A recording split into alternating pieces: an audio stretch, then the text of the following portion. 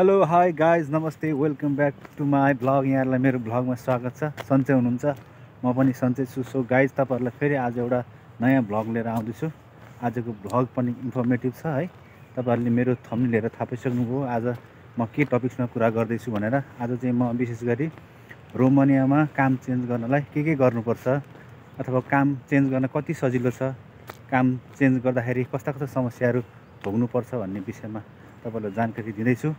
यो भिडियो अन्तिमसम्म हेर्नु होला र गाइज मेरो च्यानललाई सब्सक्राइब गर्नुभएको छ भने सब्सक्राइब गर्नु होला र लाइक कमेन्ट पनि गर्नु होला है त। यति भन्दै म तपाईँलाई रोमानियामा काम चेन्ज गर्नलाई कति सजिलो छ भन्ने विषयमा जानकारी दिँदैछु।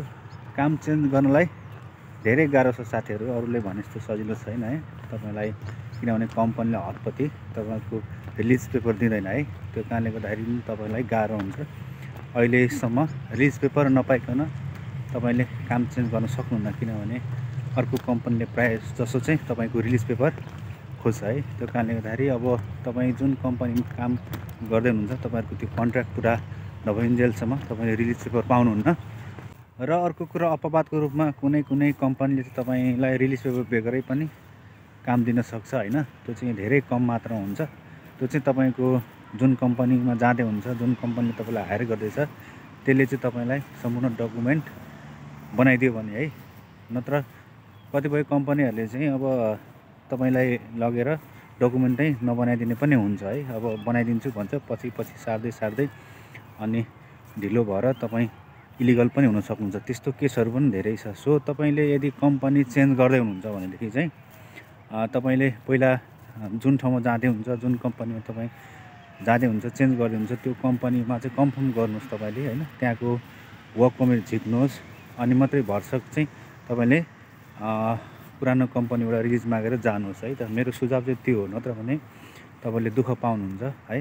अनि यहाँनिर कति त्यसरी अब उताबाट आइज भन्ने, तर पछि अब यहाँबाट काम छोडेर गइसके पछाडि तपाईँको डकुमेन्ट नबनाइदिने, वर्क पर्मिट नबनाइदिने, टिआरसी कार्ड नबनाइदिने भएको कारणले गर्दाखेरि धेरै समस्याहरू आएर इलिगल हुनुभएको छ। सो त्यो विषयमा अलिकति तपाईँले गम्भीर भएर सोचेर मात्रै बुझेर मात्रै जानु होला भन्न चाहन्छु है। एउटा कुरा चाहिँ तपाईँहरूले के बुझ्नुहोस् भने अर्को कम्पनी कस्तो छ के छ होइन, कसरी काम गरिरहेछ, त्यो कम्पनीले डकुमेन्टहरू बनाएको छ कि छैन होइन, यो विषयमा बुझेर मात्रै तपाईँहरूले पुरानो कम्पनी छोड्नु होला भन्न चाहन्छु। किनभने फ्रड पनि हुनसक्छ, भोलि गएर त्यो कम्पनीहरू कोलाप्स हुनसक्छ होइन, ब्यान हुनसक्छ, उनीहरूको ब्याकग्राउन्ड कस्तो छ के छ होइन।